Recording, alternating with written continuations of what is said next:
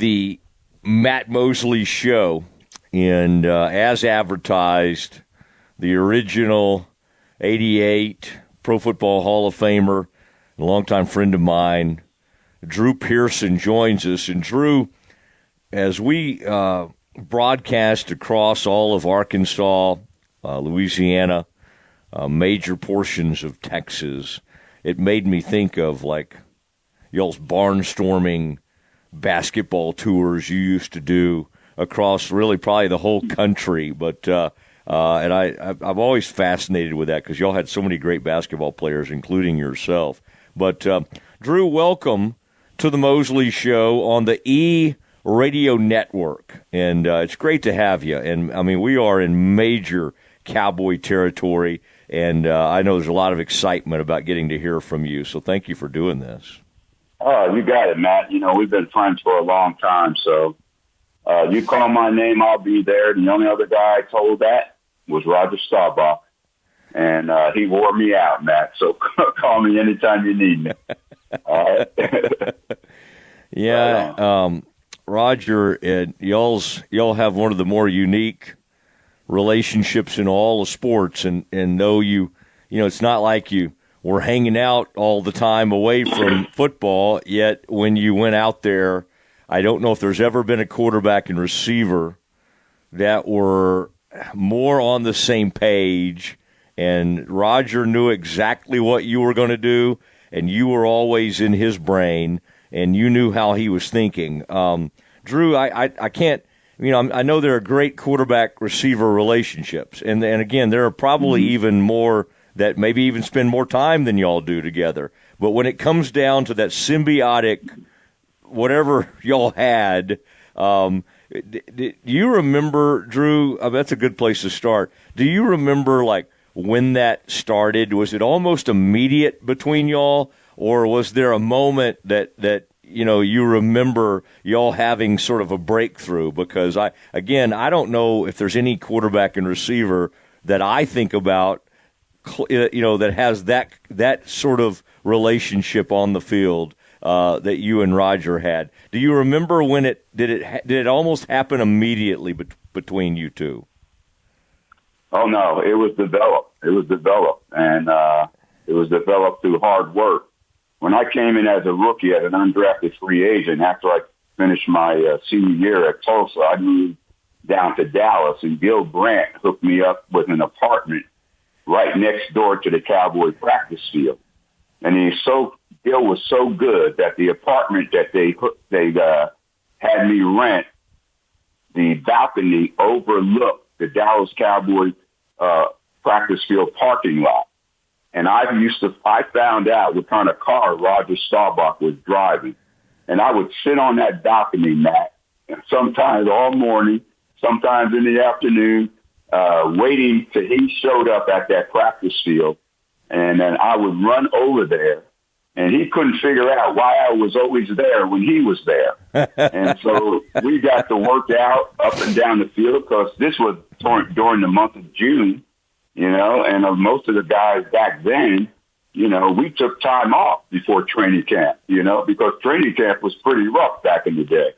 So a lot of the veterans weren't around. And so when Roger was there to work out, I was usually the only receiver there to work out with him.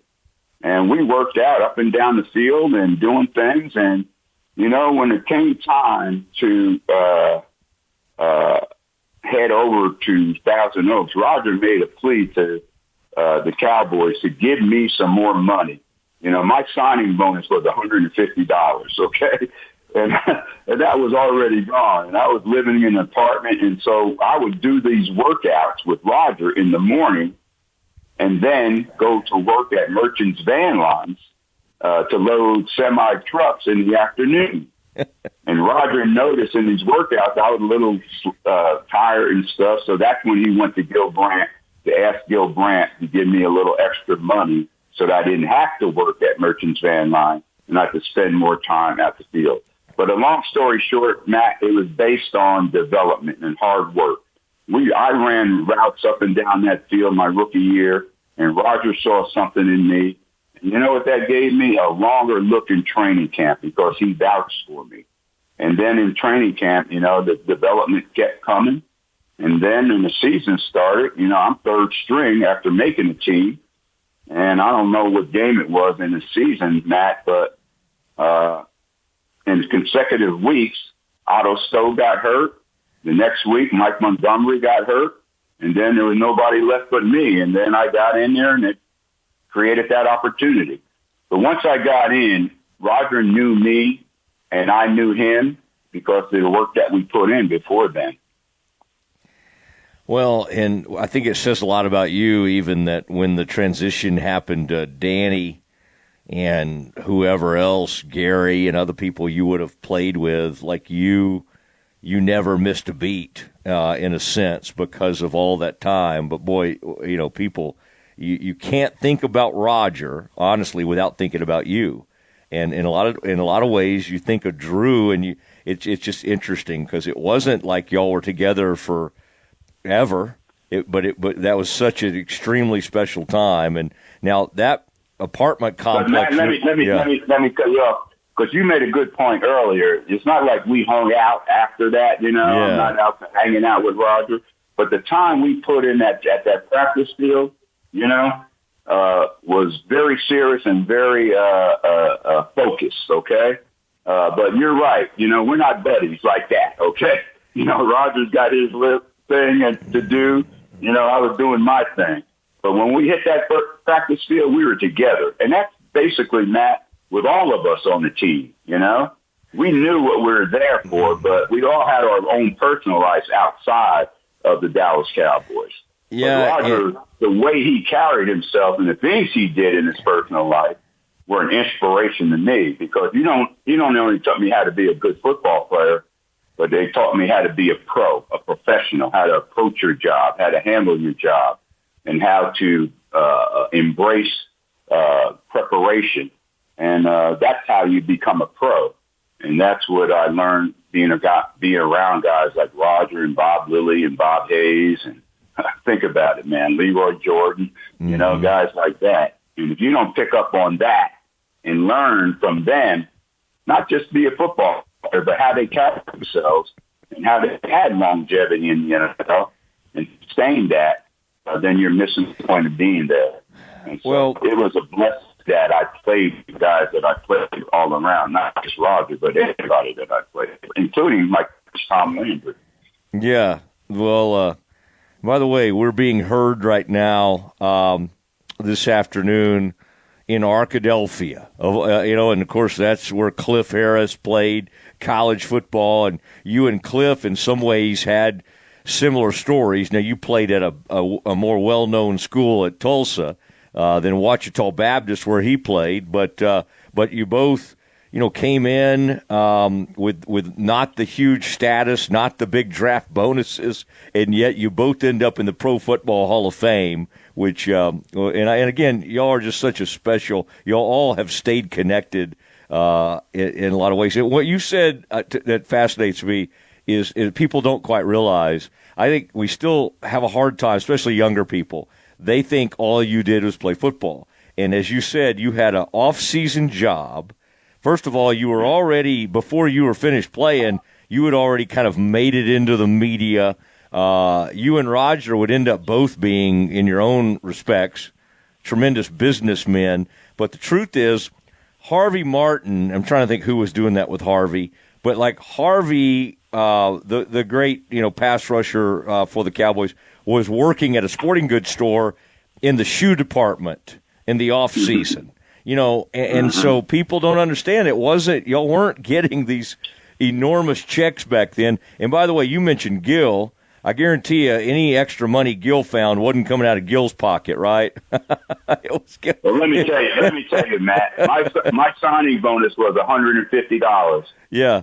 You know what Gil Grant told me later? What's that? He said, I had a budget of $200 for you. Okay, if you would have held out longer, you could have got $50 more. but that was Gil Grant. That's the way it was back then. So yeah, we had to put up with that. But it didn't matter. We were the Dallas Cowboys, and as you mentioned, Harvey working at the sporting goods store, Cullman Borum, after me, Harvey, and Billy Joe, we came in together and we became friends and all that. And after the season ended, we lost to the Los Angeles Rams in the playoff game at Texas Stadium. Very disappointing in the second round of the playoffs. So we win that. The Super Bowl that year was in Houston. We really wanted to go there and all that. And but after the season ended, me, Harvey, and Billy Joe, we looked at our bank account. We had no money. So we had to go to work. And we went to the Zales Corporation and we sat in the waiting area until the CEO of the Zales Corporation had a chance and had the time to meet with us. And he ended up giving us jobs. And, he put me and Harvey in a sporting goods store in North Park, Coleman Borum. And I'm a sports guy, Matt. So they put me in all the sports, basketball, football, all that. Uh-huh. I played them all. Harvey was just a football player, all right? And just a defensive end. So they put him in shoes. And he's like 6'5", trying to put shoes on, ladies, tennis shoes and stuff like that. Back in the day in the shoe store, you put shoes on. You went in the back. You found out the size. You had to measure the feet and everything. You found out the size, and you go in the back, and you bring out 2 or 3 pair of shoes, and you sit there on this little stool, and you try to put them on. You would see Harvey down there, trying to put shoes on people. But anyway, this is what we had to do in the offseason to compensate for some extra money. And we couldn't wait till the training camp started. You know why? Because we couldn't wait to get that per diem, that $150 a week, The per diem, so that's the way it was back then. But you know what it is now. Yeah. CD Lamb signing bonus was 38 million. Okay. I'm just saying. Okay. Well, and you got if Dak. I had 38 million, Matt, I wouldn't be talking to you right now. I'd go to Island Square. Yeah, well, you've done very well for yourself, but I hear you. And talking to Drew Pearson, the legend himself, on the Matt Mosley Show, and we got the Cowboys draft coming up. And Drew, I'd be remiss. You'll be involved in all kinds of draft activities out there at the Star. You famously, that your appearance at that draft, where you made the announcement of the Cowboys pick, and it was one of the great speeches. Really, I honestly think that's why they still do that, is because your speech was so well received that they're like, why don't we do this every year? And now they let former greats and former players come up and announce, starting maybe in the second round. It just was a huge hit. And I guarantee it used to be people of a certain vintage would ask you about the Hail Mary probably almost every day of your life. Well, now I would imagine you almost get asked about that draft appearance as much as you do the Hail Mary. Is that accurate? That is accurate, Matt. I'm known now. Like I said, for a guy that didn't get drafted, I'm known for the draft, When I get introduced, at presentations I got to make or something, I'm introduced as that draft day guy that did that draft day speech. And unfortunately, they expect that presentation that night to be that kind of fiery type of presentation, but it doesn't turn out that way all the time. But I was fired up that night, Matt, and first of all, I was happy and felt privileged and honored that the Cowboys asked me to do this. They could have asked so many guys, so many Hall of Famers, Ring of Honor guys that we got as part of Dallas Cowboy history, but they asked me to do it. So I was going to do it right. And on the way up there on the flight, of course, Matt flying first class, so I thought about what I was going to say. And I had it in my mind what I wanted to say. And there's 3 things I wanted to highlight. Number one was the fact that, playing for Coach Landry and all that, playing with the players that I played with and being an undrafted free agent. Those are the things I wanted to highlight in that. But I didn't have any idea I would be presenting it that way. And when it was my turn to make my presentation, I'm waiting in the back, and after the commissioner announced me, the fans are all booing me and all that because it's in Philly. And he comes backstage, man, and he asked me, are you ready for this? I said, Commissioner, I'm used to being booed in Philly. If it wasn't for the Philadelphia Eagles, I wouldn't have had a career in the NFL. You know what he said? He said, say that, you know?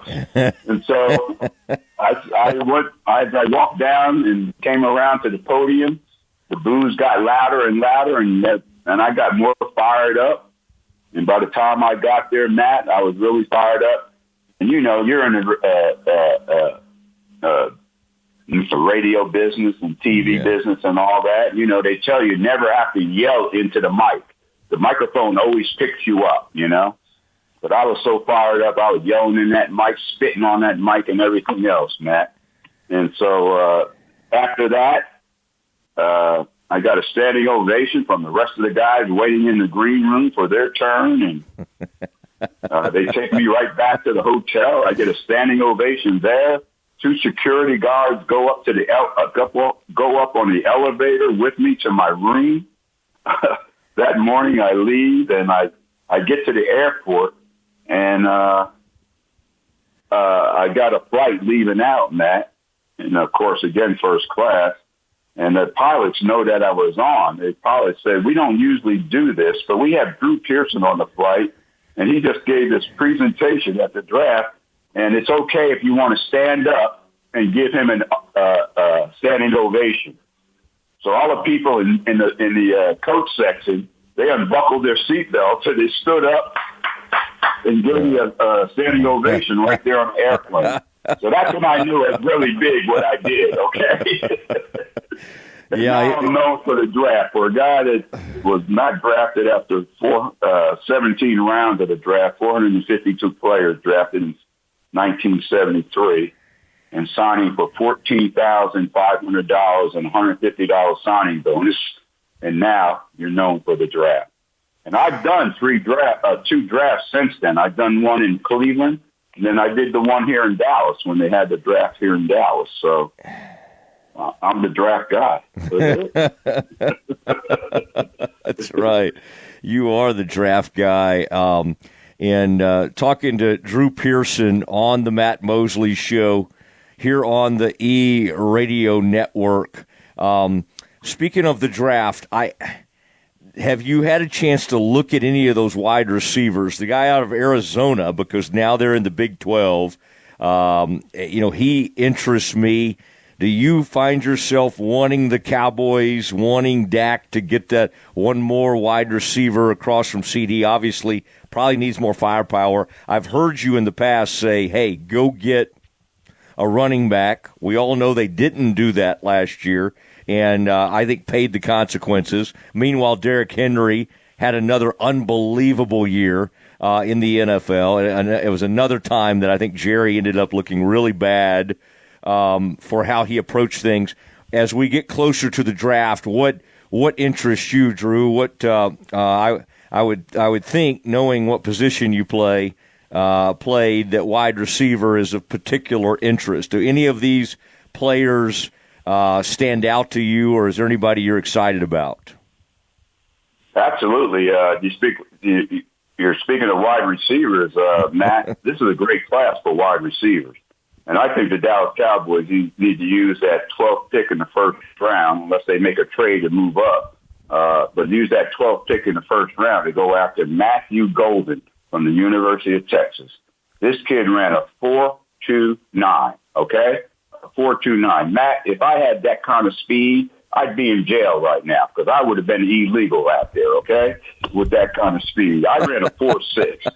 And what we need more on anything, I think, we need a lot of things with this Cowboy football team to try to close the gap between where we are and where the Eagles are and where the Redskins or the Commanders, Commodores, whatever they are, where they are, okay? We got to close that gap. But when you look at them on their offensive side of the football, both of those teams have some great receivers to help their quarterbacks out.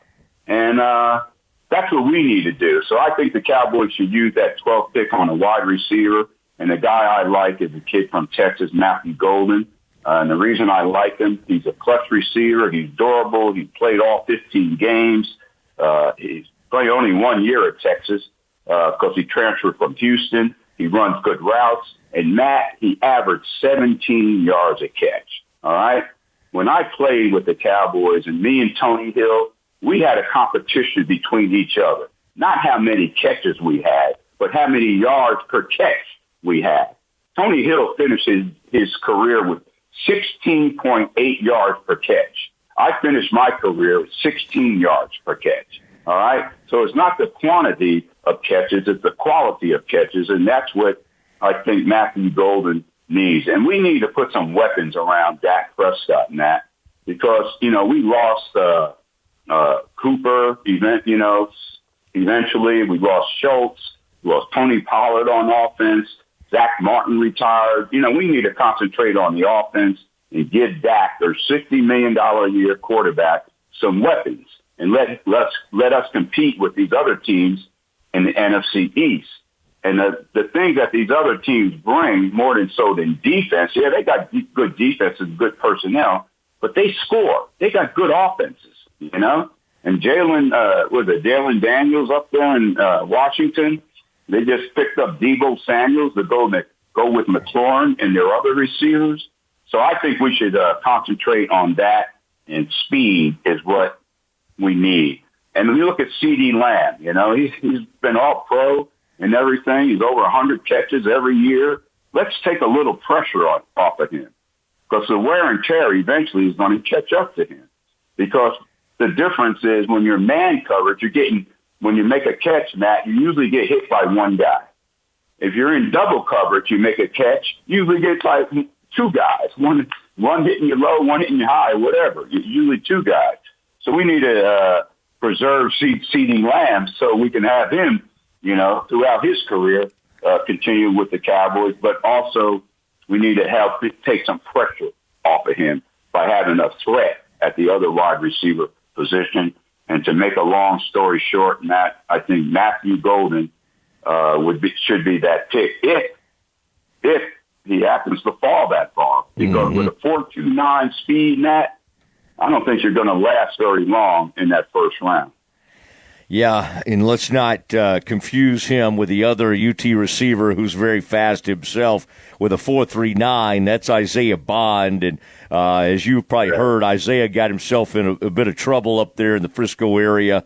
I don't think the Cowboys need to be getting involved in that. Now, he'll go a little later in the draft, especially now that he's in some trouble. But I love that name, Golden, and I think that would be a great fit. And Bond came in at 4.3, Matt. So even though he got in trouble, he'll still be considered, I guarantee you, because of that speed. Yeah. Yeah, and Jerry loves a second. It's like if he can get value. What did I hate to always bring it up, but what did Lacewell tell me one time? I got a hold of Larry Lacewell after they signed T.O., and Lacewell delivered the famous line. He's like, if Jerry thinks it'll sell tickets, he would bring in Charles Manson. You got that right. He even bring Drew Pearson back. He didn't even go that far. Well, I tell you, Drew, I always love this. Now, let me tell everybody, Drew's got some appearances coming up via out there at the draft, and so there'll be some opportunities to see Drew out there in Frisco. Now, he'll be doing some media work with the team itself, and then also one of those Miller Lite situations. There'll be a big party, I know, going on out there, and Drew will be involved in that. So there's some opportunities coming up. And then, Drew, let me mention the Ultimate Hail Mary Show, and that is a podcast. Drew, as you've just heard, is still a lot of former greats, they just they're not still dialed into the game. Drew just told you about 7 names and is still extremely dialed in. And again, that's why, boy, Galloway and I, Kalishaw and I, all the guys over the years I've done radio with and written with, that's how we first met, I think, Drew, when I was still a writer at the Dallas Morning News. And by the way, I remember getting in trouble because you know how the headline writers, they had put the triplets in the Ring of Honor. And, of course, Charlie Waters got torqued off and told me, hey, they're skipping the greats to put the new triplets in. And of course, that I don't write the headlines, as I've tried to explain people, Drew. And the headline on the morning news on that story was, Waters rips Jerry Jones. And No. I woke up the next morning. Charlie needed. Oh, yeah, Charlie was chewing on me like you can't imagine. I guess Mosley wants to go write for the National Enquirer. I woke up to hearing him say that on Hitzkiss's show. You can imagine a young Mosley at 27 or 28 hearing Charlie Waters getting after me on the radio. I'm like, now it wouldn't bother me, but back then, Drew, I thought my career was over. I thought, oh my gosh, Charlie's mad at me. You got to go to that pain, Matt, to learn a lesson. Right? I bet you didn't do that anymore. I know, and of course, nobody ever understands the whole. Oh, we don't write the headlines. They don't really accept that excuse. But okay, Drew, thank you. I mean, that was awesome. I knew it would be, but I always love catching up with you, and you are an incredible public speaker as well. And as people in my hometown found out a few years ago when you were kind enough to go make an appearance. But Drew, thank you very much. And, man, good luck at the draft, and let's be in touch, okay? You got it, Matt. Call my name, and I'll be there, buddy. Appreciate you. Thank you. He is a great – there he goes, the signature hut of Drew Pearson, the original 88, joining us on the Matt Mosley Show on the E-Radio Network. All right, coming up next, we will get back into the Masters, a huge breakthrough in Augusta. We'll react to that next. This is the Matt Mosley Show. It is Matt Mosley Show, E-Radio Network.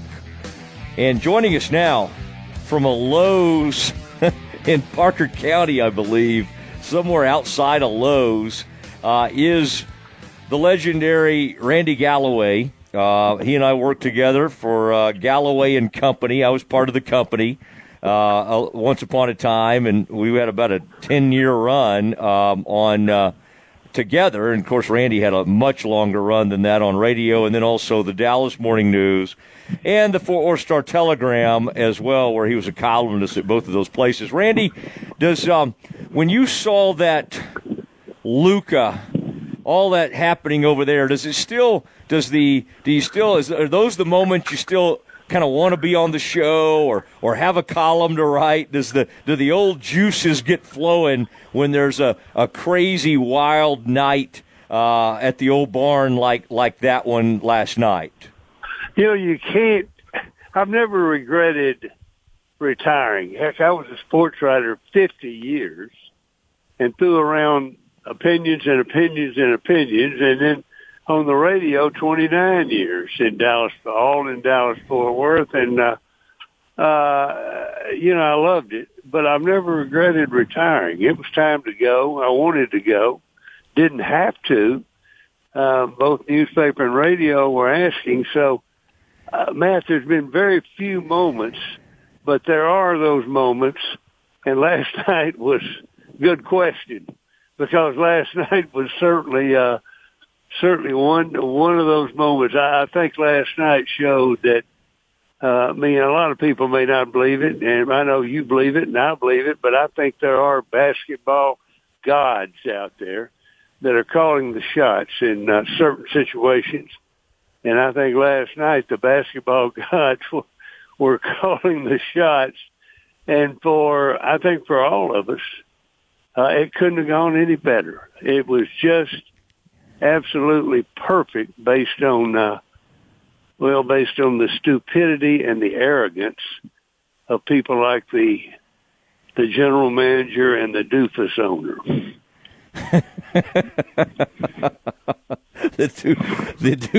Yeah, Patrick Dumont does qualify. He does have doofus stature, and look at him. D, that's D for doofus. Ooh, man. And hey, we should all be so fortunate to marry into a fortune, right? To marry, to become an instant billionaire. I think that's... Oh, yeah.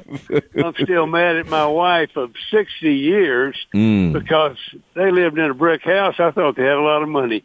Didn't have a damn dime, Mosley. So,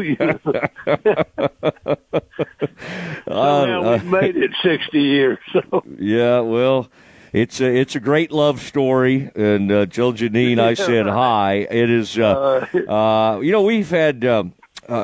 We've seen a lot of things, and I was even talking earlier today on the show about, like, you and I were on together when they won the championship in 2011, and we were doing a show up at, like, Buffalo Wild Wings. We flew back from Miami where they closed it out, and it was a triumphant time. Of course, we didn't get any sleep. And we fly back from Miami, and we're doing a show in front of a packed audience, as usual, Randy. And then I remember Rick Carlisle flying back with the Mavs, obviously after partying all night, and then coming straight to be with us in person. I mean, it's almost sometimes Absolutely. I go, did all that happen? Did all that really happen? We had a lot of fun times for sure. Last night, though, Randy, I don't think I've ever seen anything quite that sad in sports. Now, nobody died. That's always the saddest when we lose somebody, that kind of thing. But to watch that young man, 26 years old, and to watch the emotion pouring out of him while they played that video, Randy, I got to tell you, I was just kind of like stunned. Because, it makes you angry again, it made you sad, and it made you know that guy who makes all these millions, but he cared, and he wanted to be here. And I think it just brought back lots of emotions, anger, whatever. But, Randy, I don't know if we've ever seen anyone like any scene quite like that. That was really something to witness that. And what continues to get me, and last night I thought was a prime example, with the quotes before the game, Lucas quotes, the quotes after the game. Matt, he makes he does not hide it at all. He just says, I'm still not over it, but it's getting better. And, I mean, his love for the organization, love for for North Texas, for everything involved was totally genuine. And it's funny because those arrogant Laker fans, and I think even people in the Laker organization are listening to those quotes, and they got to be going, "Hey, you're a Laker now. You ought to be celebrating. You ought to be happy. You are a Laker." And he doesn't give a damn. He says, "No, I'm not over it yet. I'm not over the trade." And that's got to kill Nico and the Doofus owner. Yeah, I mean that's got to be. God, he could at least say, "Boy, I'm glad to be in L.A." I don't. I know he said it, but he doesn't say it like, "Oh, I'm just glad the trade happened, and boy, I'm a Laker now." Yeah. With all their history, and he's never said that. And he said, proud to be with the Lakers, this and that. But it's always after he says, "I'm not over this trade yet." Mm-hmm. And obviously, by the emotion of the moment, one of the great moments. I mean, it's true. He's not over it when you see the emotion and everything that was happening. But man, as old as I am and growing up here, I remember every moment when I was in high school when the Dallas Cowboys and the Dallas Texans came on the scene in 1960. So I followed it, being an avid sports fan. I followed it forever since 1960. That's over 60 years worth. Mm-hmm. And I don't ever. There's not many scenes like that. In fact, I can't even think of one offhand where you had that kind of scene and that kind of return ever in our sports history. Well, and as a young columnist, Randy Galloway on the Matt Mosley show on the E-Radio network, you remember when the Mavs finally started to turn the corner, and we all remember Moody Madness and all that, but there was almost from day one lots of Lakers hate from Mavs land, and when they almost broke through and won that playoff series. We all remember it with Derek Harper and all. And so, again, you and I and a lot of our listeners knowing that context, it made it even crazier last night with them cheering everything Luka did. Basically, it sounded like they were cheering for the Lakers. And Mike Breen at some point goes, well, there are a lot of Lakers fans here. And I wanted to be like, how would you know that? How in the world do you know that there are Lakers fans at this game? Because they were going crazy for Luka. The whole deal. And that was one time, by the way, anytime the Lakers come to town, there are a lot of Laker fans there. I mean, you hear it. We've seen it over the years. But your point is well taken. Last night, you couldn't tell.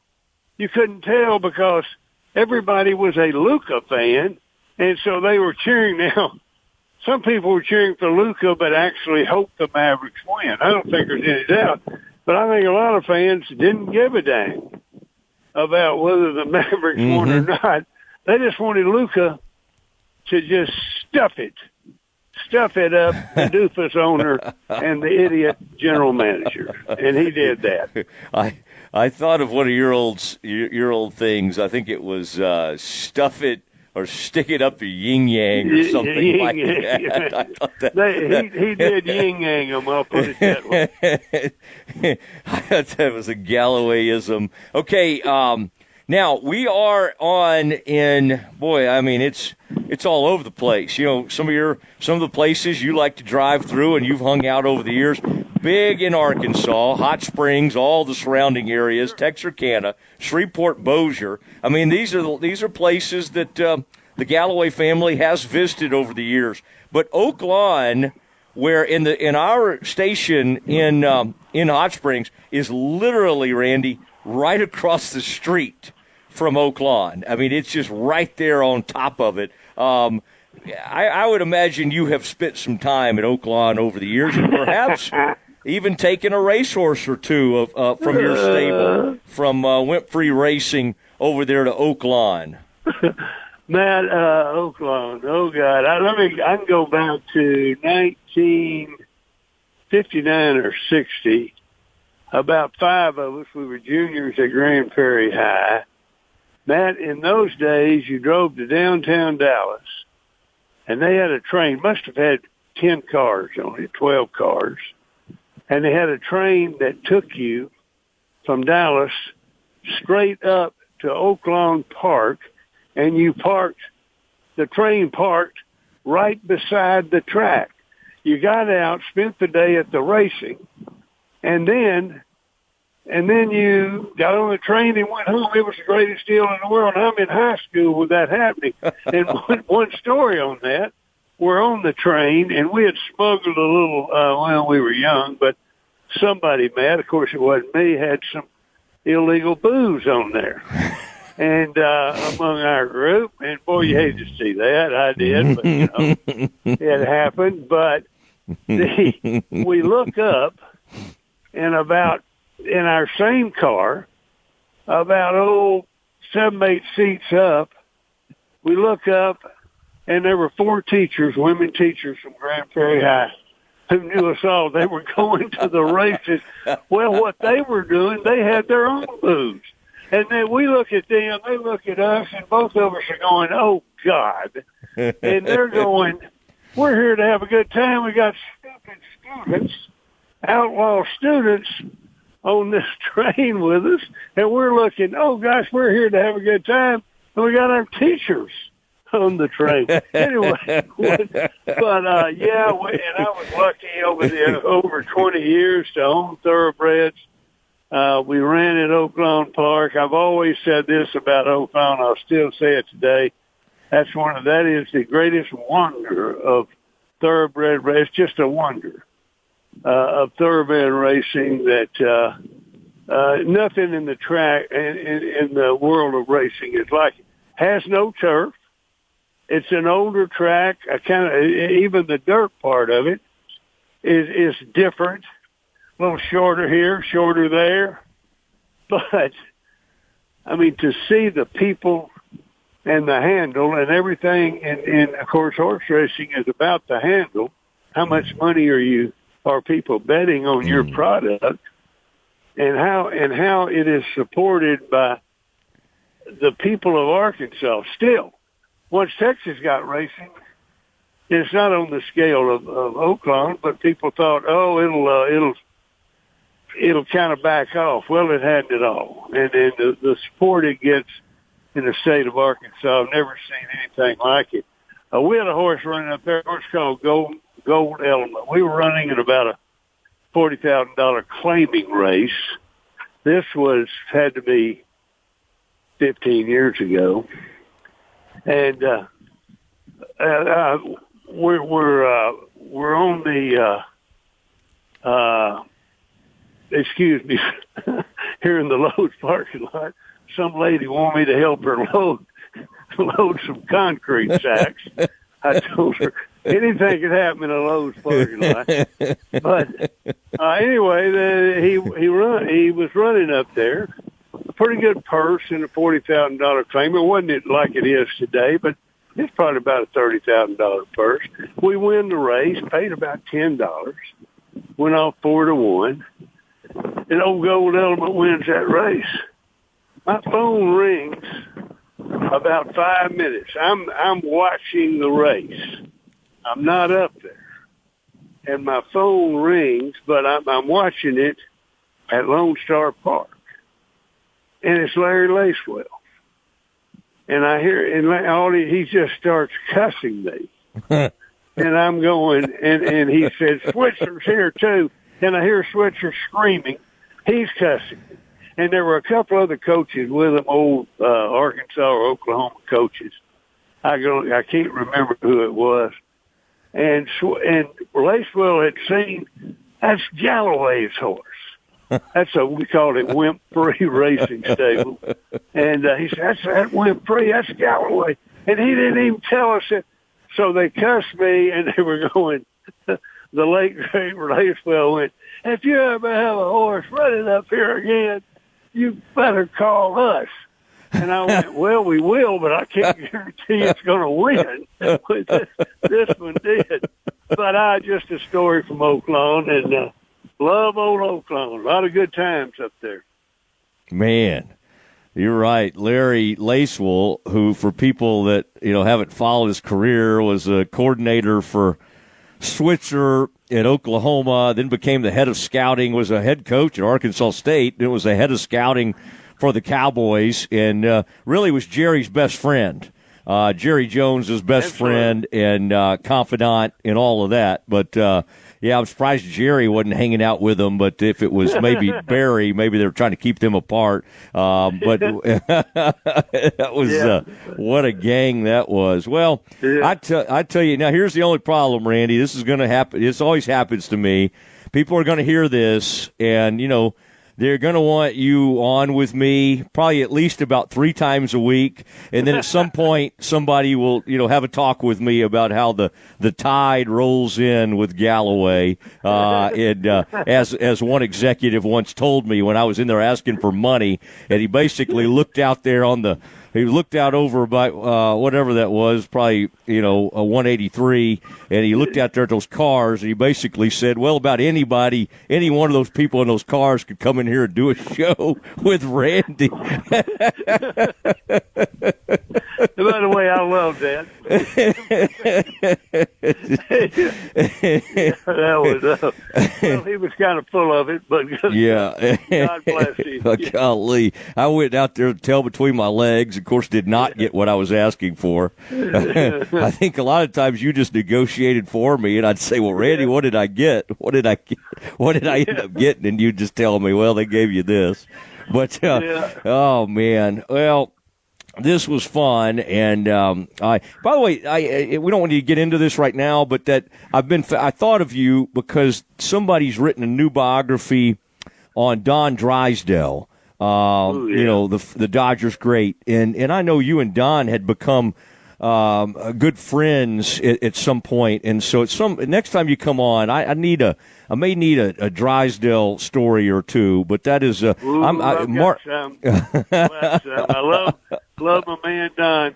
quick story. Yeah. In hanging out with Don. Don liked to have a cocktail after ball games. I did too. We did a lot of hanging out. For 1 year, he was the first Ranger announcer, radio announcer, 1972. But one night in a hotel somewhere, after a ball game, we were talking about, the worst thing in the world would be to die in a hotel room. And you're there alone and nobody knows. You got nobody to go to, but you die. And I went, God, that'd be horrible, Don. And Mosley, about 20 years later, he did that in a hotel in Milwaukee, the Pfister Hotel in Milwaukee. Same thing happened. Kind of a sad, not kind of, hell of a sad ending for the great Don Drysdale, but a hell of a guy. Great guy. We'll do that, though. Yeah. The time you told me about him and that y'all used to hang out together, I just was like, I was thinking, how in the world? I just would have loved to have sat there. I wouldn't have said a word and just eavesdrop on you and Drysdale. And although I'd have a hard time not saying a word. That does not really fit. Yeah. That doesn't fit me. Well, believe me, I was the same way. I was listening. Don would go into him and Sandy, and he still hated the O'Malley family, owners of the Dodgers at the time. But when he went into their holdout, wanting more money, and then, of course, his love for Sandy and everything, you just sit there and listen. It was classic baseball history because they just walked off the team. And the O'Malleys had to go, ooh, I think we may have screwed this up. So yeah. Well, hey, remind whoever's asking you for help with that concrete, reminder that you've entered another generation, and you might not be out there helping load a bunch of concrete bags. So concrete mix. Lady, how strong are you, lady? You have to be on the other end of this thing. All right. Well, we'll talk to you soon. I appreciate this, and boy, our folks will they really enjoy hearing from you. So thanks for doing this, Randy. Great, man. I really enjoyed it. Good one.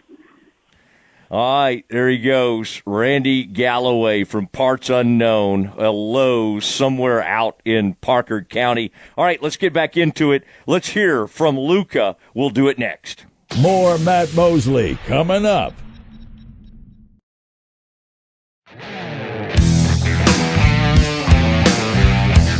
This is the Matt Mosley Show.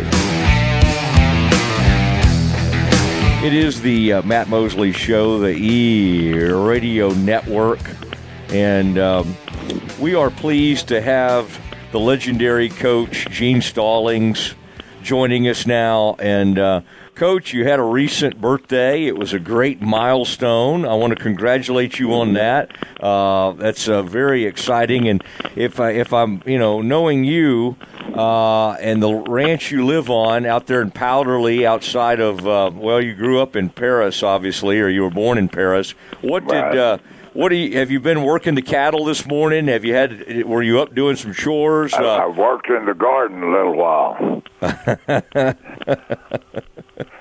I've got a lot of tomatoes growing in the garden, and I did a little hoeing around those. Okay, you got some hoeing in this morning, and still blowing and going at age 90, which is an amazing thing. Coach, this time of year, do you ever find yourself thinking about spring football and thinking about those things you were doing in college? I guess obviously you were an NFL head coach as well, but do you remember spring football? Was this an exciting time of year for you in your coaching career? Well, it was a time what I used spring practice for was find out who I wanted to be the starters in the fall year. You didn't do much in the spring except get ready to play in the fall. So I wanted to know who's going to be the starting quarterback, and starting wide receiver, and starting defensive backs when fall practice started. And, I think a lot of people would want to hear, Coach, from you on, like, all this NIL and the portal and everything that's going on, do you kind of find yourself glad that you coached when you did, and you don't have to do any of the all these guys going into the portal, getting paid huge amounts? Do you think you could have functioned in this current state of college football and college athletics? Yes, I could function, but I wouldn't like it. First of all, we forget that you go to college for an education. You don't go to college to play football. And somewhere along the line, education has got to count something. And yet, if you can't play, you want to transfer. Yeah, that is the way it is. And back in the day, you actually had quarterbacks who would wait their turn and probably were there, and then they would get to play their senior year. Now, in your coaching career, when you think back on your biggest influences, Coach Stallings, obviously coaching under and playing under Bear Bryant was a huge thing for you. Was that your biggest coaching influence over the years, or were there a couple of others? I coached for Coach Landry for 14 years, and nobody was more knowledgeable about football than Coach Landry. He understood offense, defense, kicking the game, where we were extremely afraid of Coach Bryant. And if he said do something, we did it without question. But as far as knowledge, nobody had as much knowledge about the game as Coach Landry did. Did you ever get to the point where you could just kind of be friends with Coach Bryant, or was it always sort of like he was the? I mean, did he let down his guard sometimes? I guess is what I'm asking, or was there always no? It never happened as long as I worked for him, and I worked for him for a long time. But we were scared to death of Coach Bryant. There's no question about that. Well, we appreciated Coach Landry. We were afraid of Coach Bryant. Yeah. Well, a lot of us have read Junction Boys and know that story. And Coach, you're part of an amazing legacy. I think it's kind of like you and your friends that are still around. It's like you had to survive Coach Bryant, wasn't it? I mean, those. Do you have any favorite like Bear Bryant stories? That even going all the way back to your coaching from it for him or playing for him. What's your favorite Bear Bryant story? Well, I guess my favorite was during spring practice, and we weren't playing very good. And the spring practice lasted the spring game was about an hour and a half, 2 hours long. And he said, "Now we're going to start over, and we're going to just not count anything that's gone from point A to point B. Spring practice, the final game's going to start right now." So we had a spring game for two years at one time. You had a double spring game. Yeah, it lasted a long time. Oh my goodness! And I would imagine, Coach, by the time you were the head coach at A&M in the 1960s, maybe y'all were giving the players a few more water breaks, but when everybody was playing for Coach Bryant back in the day, there weren't a whole lot of water breaks, were there? And was that a time when one and had about just a sip, and we had a trainer named Smokey, and Coach Bryant was going to give us a little water. Smokey gave us a whole cup full. Coach Bryant pitched a little fit, said, "I don't want them to have all that water." And I think he poured it out. It's a wonder some of you guys made it, looking back and knowing now what we know. Isn't it amazing that we didn't lose more people back then? Yeah, I think you're absolutely right. But we were in great shape, and the only thing we had to do at Texas A&M at that time was play football. There wasn't any dating or anything else, and it was just football. And in fact, when we went to the summer and looking forward to the fall getting started, College Station never looked so good to us. Talking to Gene Stallings on the Matt Mosley Show, E-Radio Network. And, Coach, it's just, I can't help but think about some of those players that you coached over the years, some of the recruiting that y'all did. I think back on some of the amazing plays.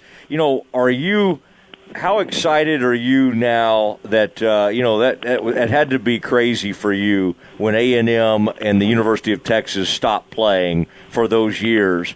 Now that they're playing again, does that excite you and your family and all the Aggies in your life? It really does. Yeah. I watch a football game every fall. I mean, every Saturday in the fall of the year, I still watch it. But the fact that we're back playing, that's exciting for me. A&M and Alabama, A&M and Texas ought to be playing. Yeah, and you had the rare ability to say you coached at A&M, played at A&M, and then also the head coach at Alabama. You won a national title there. I saw something you had been interviewed, Coach Stallings, about the transition from Nick Saban to Kalen DeBoer. We knew it was not going to be totally smooth because, as you've seen over the years, when you go from a legend, it doesn't matter who's coming in. There's going to be some bumps along the way. What have you seen with that Alabama program? Because again, a bumpy first year for Kalen DeBoer, but I'm sure you've visited with him. How do you think that transition is going? Well, first of all, we haven't really had a long discussion about it. But I think that everything will work out in this fall. I think Alabama's going to be an improved football team.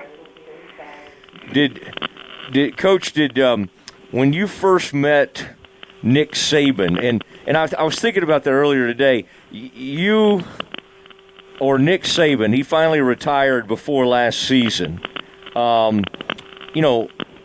Think about how long either you or Nick Saban were coaching. I mean, for you, it started back in the 1960s, obviously with Texas A&M, and then, of course, he started coaching probably in the 1970s. It's just kind of unbelievable how long either Coach Stallings or Coach Saban were coaching.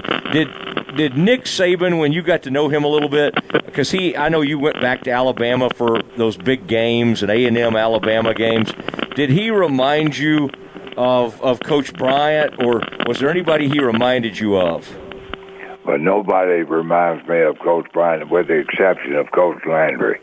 I had the privilege of working for Coach Bryant in college football and Coach Landry in pro ball.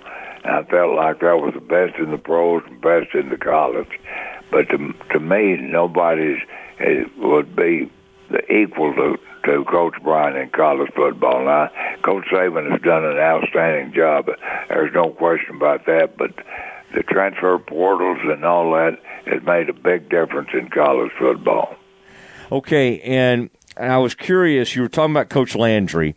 When you got to Dallas in 1972, and you started coaching the Cowboys, you were coaching the secondary. How hard was that flex defense to learn? Was that a challenge? Were there a lot of things about it that you already felt pretty comfortable with? What was that transition like with that learning that famous Landry flex defense? Well, you got to realize I was coaching in the secondary, and the flex defense had to do with the front seven. Had nothing to do with the secondary, except they had, if you're going to force with the left-side linebacker or a cornerback, that affected what coverage you were going to be in. But the flex really affected the front five more so than it did the rest of us. Okay, and then you would, I remember, of course, you get there, and Charlie Waters and Cliff Harris were in that secondary, and y'all would go on to have just some incredible teams along that 13-year period you were there. I can't help but think of Cliff, because in our listening audience we have, he played college football in Arkadelphia, Ouachita Baptist. In fact, the stadium's now named after Cliff Harris. What do you remember about and by the way, we're on in Hot Springs and Gurdon and Mountain Home all the way up to around Little Rock and Hot Springs. So it's a pretty amazing network we have in Arkansas. What do you, Coach, remember about Cliff and Charlie? Because I know them as like longtime best friends. They've worked together. But what was it like when you first started working with those guys? Well, first of all, Cliff was extremely tough, and Charlie was extremely knowledgeable. Nobody that I've ever coached in the secondary understood it better than Charlie Waters. Nobody was as tough as Cliff Harris. So that's the legacy of both of them. Knowledge-wise, it went with Charlie Waters, and toughness was with Cliff Harris. Yeah, and he Crash, I believe they called him, and then Charlie, of course. What a pair. And I think they were doing, they got caught doing like dirt bike racing or whatever they were doing, motorcycle racing in the off season. They were kind of adrenaline junkies, and I'm sure you remember something about that. And then, of course, the Mad Bomber. Remember Clint Longley, that crazy story from 1975, and. What was it, Coach? Was it Blaine Nye who had the famous comment about Clint Longley? It was the triumph of the uncluttered mind. Right. I don't really remember exactly when it was or what it was, other than I do remember there was a controversy. Yeah, well, that he came in and won that unbelievable game in 74 on Thanksgiving against the Redskins, the team formerly known as the Redskins. But the controversy came later when he sucker punched Roger Staubach, and that was a large controversy, and that got him traded. You did. It's sort of like Superman. You didn't bother his coat, his coat, and you didn't bother Roger Staubach. I had the privilege of coaching Roger, and I have never coached a guy that was more competitive than Roger Staubach was. Yeah, he was. Gene Stallings joining the Matt Mosley Show on the E-Radio Network from his ranch out there in Powderly, Texas. And Coach, what is that? How many acres are on that ranch? And do you are you running some cattle out there? What all do you have going on out there? Yeah, we have about 600 acres, and that's not big in Texas, but it's big in most parts of the country. But we raise cattle and grass. So if you've got good grass, you can raise good cattle. So it's important on a farm or ranch that you have good grass so your cows have something to eat. Yeah, well, that is remarkable. I was so happy to hear about your birthday recently and catch up with you. And, boy, people still always ask me how you're doing. And I even have the connection with you, Coach, that back in the late 60s or mid-60s, about 66, y'all recruited my father. He ended up playing at Baylor. But I remember you telling – I heard about a story you told one time about you were trying to recruit somebody – and you told them, you were really, you were a religious man and you had a lot of faith and everything. And somehow you told the story where the player that you were visiting with and all was so inspired by you that he told you that he was going to go to play at Baylor and become a pastor. That's absolutely right. I can remember that happening. He was an outstanding football player, and he said, I made up my mind. I thought he was going to say he's going to come to A&M. He said, I'm going to go to Baylor and make a preacher. So I did that. I over-recruited him, I think. Yeah, you may have. Now, listen, it's it's wonderful catching up with you. It's great to hear your voice. And, Coach, one thing I'd be remiss if I didn't mention, your late son, John Mark, impacted so many people. And I was even reading in recent years where a community in Alabama, built a playground to honor him and honor special needs children. I would say maybe even more than your coaching and everything, your son, John Mark, and you've got these other unbelievable children as well, and you've got grandchildren. But John Mark had an amazing impact on you, your family, you and your wife, but really a lot of different families, didn't he? He really did, and I've got a big picture of him right now, looking at him on my wall, and he was a real joy. When we found out we were going to have a child that had Down syndrome, I felt like it was going to be a disappointment to me. But my life wouldn't have been nearly as rich if it wasn't for the fact that we raised a child with special needs. Yeah, and as you've said, he never complained, no matter what was going on. He always told you he was doing okay, and boy, what an amazing run he had. Extremely sick. I say, Johnny, how do you feel? He said, I'm fine. Never complained about anything, and he was a real joy. And people that have a child with special needs, and they're extremely disappointed. But I'm telling you, my life wouldn't have been nearly as rich if it wasn't for the fact that we had the opportunity to raise Johnny.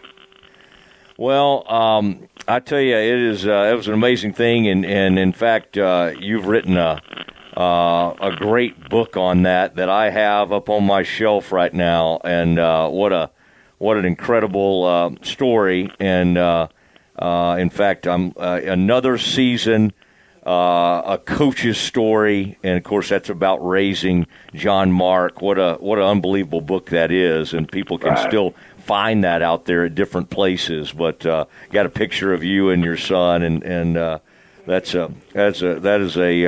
is a great thing. And boy, you remember even telling Coach Bryant the big news, as I recall reading that book and sharing that with Bear Bryant, and that's kind of an amazing thing, thinking back on it, all of those things. Well, listen, yeah.